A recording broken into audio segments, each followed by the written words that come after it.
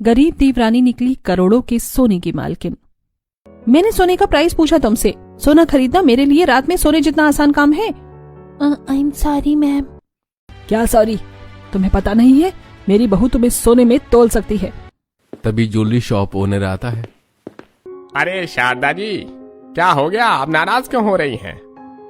अरे राजू, मैडम और मैडम की बहू के लिए जरा ठंडा शरबत ला। जी मालिक, अभी लाता हूँ। मैं अपनी बहू के साथ यहाँ सोना खरीदने आई हूँ। मेरी बहू को एक सोने की नेकलेस पसंद आई है और ये लड़की उसे सोने के दाम और डिस्काउंट बताने लगी। सोने के दाम 2 गुना बढ़ जाए या 10 गुना बढ़ जाए, मैंने आज तक कभी दाम पूछकर सोना नहीं लिया है। अपनी सेल्स गर्ल्स को मेरे बारे में बता दीजिए। मिताली की बात सुनकर सुनार सेल्स गर्ल से, अरे बेवकूफ लड़की, जब उन्होंने तुमसे सोने के दाम नहीं पूछे तो तुम्हें क्या जरूरत है दाम और डिस्काउंट बताने की? तुम्हें पता नहीं मिताली जी शारदा जी की बड़ी बहू और शहर के सबसे बड़े बिल्डर की बेटी हैं। माफ कीजिए, मुझे पता नहीं था। अच्छा ठीक है, अब तो मुंह मत लटकाओ।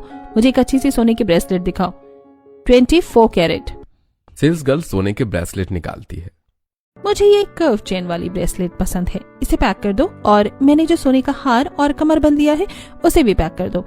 पेमेंट मैंने पहले ही कर दी है। जी मैम। मम्मी जी, गाड़ी मंगवाइए। मिताली देखती है शारदा एकटक शोरूम में लगे एक 9 लाख हार और एक सोने के नेकलेस सेट को देख रही होती है। क्या हुआ मम्मी जी, जल्दी चलिए। मिताली बहू, जरा उस सोने के 9 लाख के हार को तो देख, कितना सुंदर लग रहा है। और उसके बगल में रखे सोने की ज्वेलरी सेट को तो देख, कितना भारी और सुंदर है। ऐसा लग रहा है किसी रानी महारानी का हो। इसकी कीमत तो लाखों में होगी। हाँ शारदा जी, सही कहा। ये सोने का नेकलेस और सोने का 9 लाख का हार दोनों 24 कैरेट सोना है और अभी तो सोने के दाम भी बढ़े हैं। मम्मी जी, आपको ये सोने का नेकलेस सेट और सोने का 9 लाख का हार पसंद आया? इन दोनों को भी पैक कर दीजिए और बिल बताइए कितना हुआ। मिताली के लाखों के सोने के हार को एक झटके में पैक कर 2 बोल देने पर सुनार, सेल्स गर्ल और आसपास के लोग और खुद शारदा हैरान हो जाती हैं। बहू, ये सोने का नेकलेस और सोने का 9 लाख का बहुत महंगा होगा। कितने का है ये? दाम बताने की कोई जरूरत नहीं है। मिताली के खरीदे सभी सोने की बिलिंग होती है। बहू, 65 लाख रुपए का बिल हुआ। मिताली ऑनलाइन पैसे ऑनलाइन पेमेंट करती है।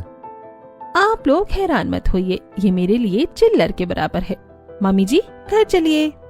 मैम, आपको अपनी सास के लिए इतना महंगा सोने का नेकलेस और सोने का हार लिया, खुद के लिए सोने का हार, सोने का कमरबंद और सोने की ब्रेसलेट ली। अपनी देवरानी के लिए भी कुछ ले लीजिए। मेरे देवर जी अभी तक मेरे लिए देवरानी लाए ही नहीं है। जिस दिन देवरानी आएगी उस दिन तुम्हारी ज्वेलरी शॉप छोटी पड़ जाएगी।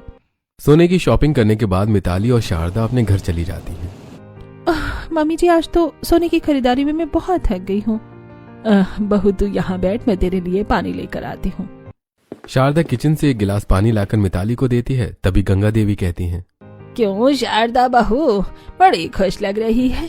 तेरी बहू ने फिर तुझे कुछ खरीद कर दिया है क्या? मम्मी बताओ ना, भाभी ने इस बार तुम्हारे लिए कौन सी सोने की चीज खरीदी है? माँ जी, ये देखिए, मेरी बहू ने सोने का 9 लाख का हार और एक सोने का नेकलेस सेट दिलाया है मुझे। अच्छा शारदा बहू, तो इस बार तो सोने के हार और नेकलेस में बिक गई है। माँ जी, ये आप मुझसे कैसे बातें कर रही हैं? मेरी बहू ने मुझे सोने की चीज दी है, इसका मतलब ये थोड़ी कि मैं बिक गई हूँ या बहू ने मुझे खरीद लिया है। अच्छा, तो तू ऐसे ही अपनी बहू को पानी पिला रही है? तो उन्हें अपनी पूरी जिंदगी में मुझे तो कभी इस तरह पानी नहीं पूछा। शारदा बहू, मैं बहुत अच्छे से जानती हूँ तेरे लालची स्वभाव को। अच्छा लगता है तुझे अमीर घर की लड़की को अपनी बहू बनाकर उससे सोने के महंगे गिफ्ट लेना। गंगा देवी के ताने से शारदा मुंह बनाकर अपने रूम में चली जाती है और इसी तरह कुछ दिन बीतते हैं और एक दिन पूरे परिवार को शादी में जाना होता है। तब ड्रेसिंग टेबल के सामने खड़ी मिताली, ये सोने का हार मेरे ऊपर कितना अच्छा लग रहा है। मिताली, और कितने सोने के गहने पहनोगी? अरे बस करो, चलती फिरती सोने की दुकान लग रही हो। मेरे सोने के गहने हैं, जितने मन करेगा उतने पहनूंगी। वहीं दूसरी तरफ मिश्रा जी की बेटी की शादी में लोग उनकी बेटी से ज्यादा मुझे देखेंगे। मैं इतना महंगा सोने का नेकलेस जो पहना है।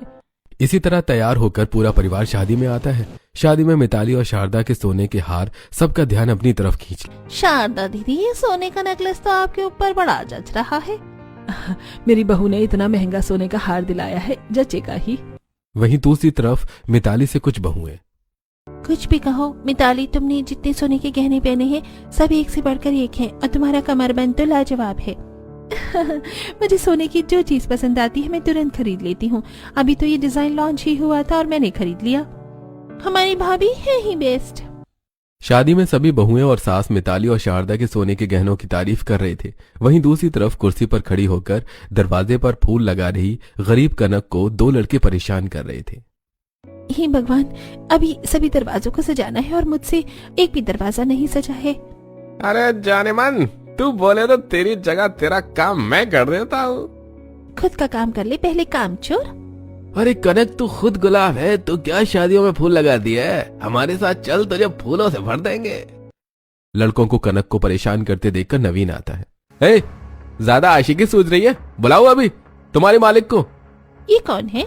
कनक नवीन को देखती है तभी डगमगाकर कुर्सी से नवीन के ऊपर गिर जाती है। अरे अरे अरे अरे, माफ कीजिएगा, कुर्सी हिल गई थी। दोनों खड़े होते हैं। अरे संभल कर। माफ कीजिएगा, कुर्सी हिल गई थी। अरे पैसे वाला लड़का देखकर कुर्सी हिल गई? हाँ बोल ना, जानबूझकर गिर गई? अरे हम कुछ कहते हैं तो बड़ी सती सावित्री बनती है। अब क्या हुआ? तुम लोग जाते हो यहाँ से या बुलाओ तुम्हारे मालिक को? चलो फूटो यहाँ से। दोनों लड़के अपना काम करने लगते हैं तभी कनक, मैं जानबूझकर आपके ऊपर नहीं गिरी। अरे आप डर क्यों रही हैं? मैं समझ गया, वैसे आप देखने में अच्छे खानदान की लग रही हैं और यहाँ पर फूल क्यों लगा रही हैं? इस दुनिया में मेरा कोई नहीं है, मैं शादियों में छोटे मोटे काम करके अपना पेट पालती हूँ। बेचारी कितनी बेबस लड़की है। इसी तरह नवीन कनक से बातें करने लगता है और गंगा देवी नवीन को देख रही होती है। शादी पूरी होती है, सभी घर आते हैं। फिर अगले दिन नवीन अपने बेड पर लेटकर खुद से बातें करते हुए कहता है, ये क्या हो गया मुझे? जब भी आंखें बंद कर रहा हूं कनक ही दिख रही है। काश कनक का फोन नंबर ले लिया होता। तभी गंगा देवी आती हैं।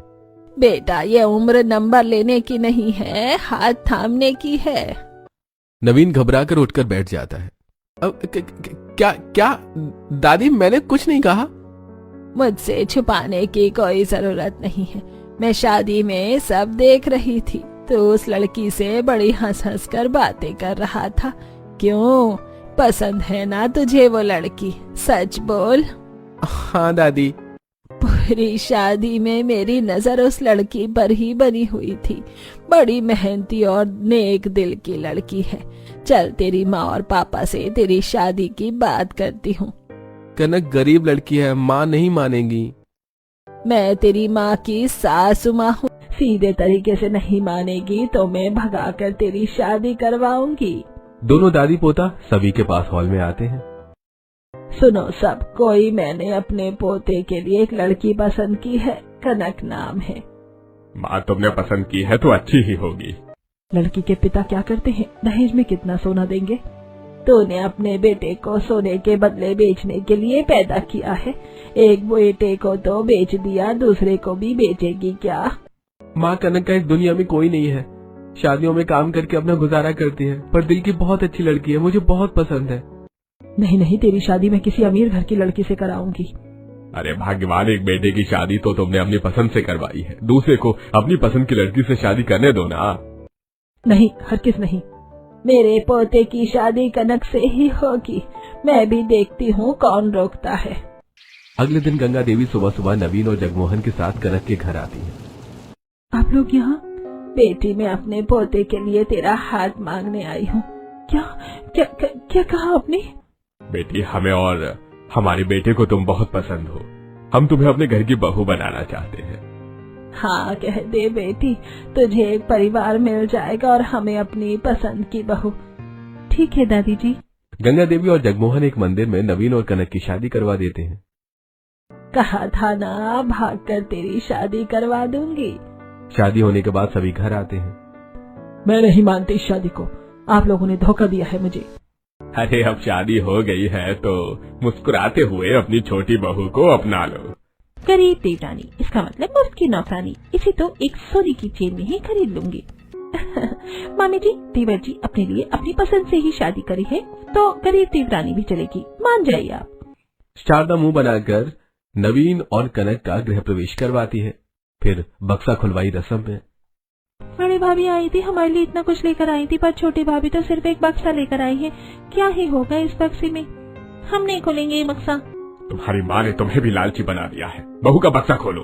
मैंने अपनी ननद के लिए कपड़े लिए हैं, आप दोनों बक्से खोलिए, इस बक्से में कपड़े हैं। होंगे कोई सस्ते से सूट सलवार? कृतिका और ऋतिक मुंह बनाकर बक्सा खोलते हैं। बक्से में कनक के 2-3 जोड़ी कपड़े और उसके माता पिता की तस्वीर और ऋतिक कृतिका के लिए एक एक जोड़ी कपड़े होते हैं। ये कपड़े तुम्हारे ऊपर बहुत अच्छे लगेंगे। अब तुम दोनों अपनी भाभी को कमरे में पहुंचाओ। सोने के कंगन होती तो भी जरूर जाती, हम लोग पहुंचाने इनको। भाभी आप खुद ही चली जाइए। तुम मेरे साथ चलो। नवीन कनक और कनक का बक्सा लेकर अपने कमरे में आता है। कनक, मेरी बहनों की बात का बुरा मत मानना, तुम बस मम्मी का दिल जीत लो। मम्मी तुमसे खुश हो जाएंगी तो वो भी तुमसे खुश हो जाएंगी। मैं माँ जी का दिल जीतने की पूरी कोशिश करूँ। नवीन और कनक थोड़ी बातें करते हैं और फिर सो जाते हैं। और फिर अगली सुबह कनक रसोई में। अपनी पहली रसोई में इतना जबरदस्त खाना बनाऊंगी, माँ जी तो खुशी हो जाएंगी। कनक सबके जागने से पहले ही सभी के लिए नाश्ता बनाकर तैयार कर देती है और घर की साफ सफाई भी कर लेती है। वहीं दूसरी तरफ मिताली सो रही होती है। मिताली, कम से कम मुझे कॉफी तो दे दो। मैं कॉफी मशीन हूँ जो तुम्हें कॉफी दे दो? मैं कल पार्लर में बहुत थक गई थी। हे भगवान, ये औरत पार्लर में बैठकर थक जाती है। अभिषेक अपने कमरे में बाहर आता है। डाइनिंग टेबल पर सभी बैठकर नाश्ता कर रहे होते हैं। अरे, इतनी सुबह नाश्ता किसने बना दिया? तेरी बीवी तो बनाएगी नहीं और वो सो रही होगी, तो तेरी बीवी की देवरानी ने बनाया है। जी, ये आपकी कॉफी, वो मैंने आपकी आवाज सुन ली थी। Thank you. एक कप अपनी जिठानी को भी दे दो। ऐसे थैंक यू कहने की क्या जरूरत है? एक सोने का कंगन तक नहीं लाई है और घर के काम तो करेगी ही ना। सभी नाश्ता करते हैं और अपने अपने काम पर चले जाते हैं। वहीं कनक कॉफी लेकर अपनी जिठानी के पास आती है। जिठानी जी उठिए, आपकी कॉफी।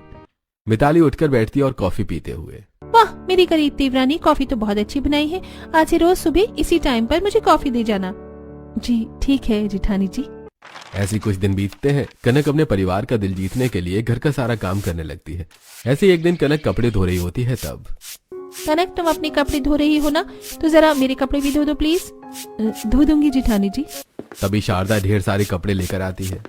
ले, इन कपड़ों को भी धो दे साथ में। माँ जी, इतने सारे कपड़े मैं अकेले कैसे धोऊंगी? वॉशिंग मशीन में धो देती हूँ। तुझे पाल रही हूँ, ये क्या कम है? अब मैं वॉशिंग मशीन का बिल भी भरूं? सारे कपड़े हाथ से धोना। फिर शारदा और मिताली चली जाती हैं और कनक कपड़े धोने लगती है। 2 घंटे लगातार कनक सारे कपड़े धो लेती है और कपड़ों को छत पर सूखने के लिए डाल देती है। आज तो हड्डी पसलियां सब एक हो गई, अब मुझसे कुछ काम नहीं होगा। तभी मिताली और शारदा आती हैं। मिताली बहू, बता दे इसे तेरी किट्टी पार्टी में क्या क्या बनना है। चाय, समोसा, सबके लिए नमकीन और फ्रेंच फ्राइज। सुन लिया ना, शाम को 4 बजे तेरी जिठानी के कुछ दोस्त आएंगे किट्टी पार्टी करने। उनके आने से पहले ये सारा खाना बना देना। मिताली बहू का कमरा भी साफ कर देना। आप फिक्र मत कीजिए जिठानी जी, मैं सब काम कर दूंगी।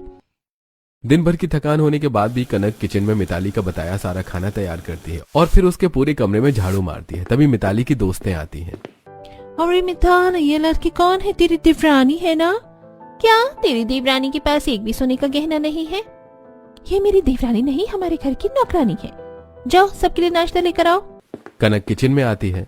जिठानी जी ने मुझे नौकरानी क्यों कहा? क्योंकि तू नौकरानी ही है, और खबरदार उनके सामने कुछ कहा तो। कनक नाश्ता लेकर मिताली के कमरे में आती है। मिताली अपने सोने के गहने अपने दोस्तों को दिखा रही होती है। तुम्हारी हिम्मत कैसे हुई मेरे कमरे में आने की? निकलो मेरे कमरे से। कनक उदास चेहरा लिए मिताली के कमरे से बाहर आ जाती है। ऐसे कुछ दिन बीतते हैं। कनक देवरानी से अपनी जेठानी की नौकरानी बन जाती है। और फिर एक दिन, हैप्पी बर्थडे मेरी प्यारी वाइफ जी। हैप्पी बर्थडे कनक। आपको याद था मेरा जन्मदिन? याद भी है, और तुम्हारे लिए गिफ्ट भी ले आया हूँ। नवीन कनक को गिफ्ट में सोने का हार देता है। सोने का हार? अरे तुम्हारा खाली गला मुझे बिल्कुल पसंद नहीं, तुम ये हार पहनो। Okay bye. नवीन कनक को सोने का हार देकर चला जाता है। तभी शारदा और मिताली कमरे में आती है। अच्छा, तो ये तेरी प्लानिंग है, मेरे बेटे को लूटना चाहती है। ला, दे इधर। शारदा कनक को थप्पड़ मारकर सोने का हार ले लेती है। माँ जी, आप मुझसे इतनी नफरत क्यों करती हैं? क्या गलती है मेरी? तेरी वजह से न जाने मेरा कितने का नुकसान हो गया, और कितनी बड़ी गलती चाहिए तुझे। आप लोग मेरे साथ ऐसा व्यवहार क्यों करते हैं? तेरे जैसी लड़की है उसी के लायक है, इसीलिए। शारदा और मिताली कमरे से चली जाती हैं और कनक अपने माता पिता की तस्वीर लेकर रोने लगती है। माँ, पापा, आप दोनों मुझे छोड़कर क्यों चले गए? अगर आज आप लोग जिंदा होते तो। तभी कनक का फोन बजता है। कनक फोन उठाती है। क्या मेरी बात कनक जी से हो रही है? हाँ बोलिए। बेटी, मेरा नाम मिथिलेश है, एक पता लिखो। कनक एड्रेस नोट डाउन करती है।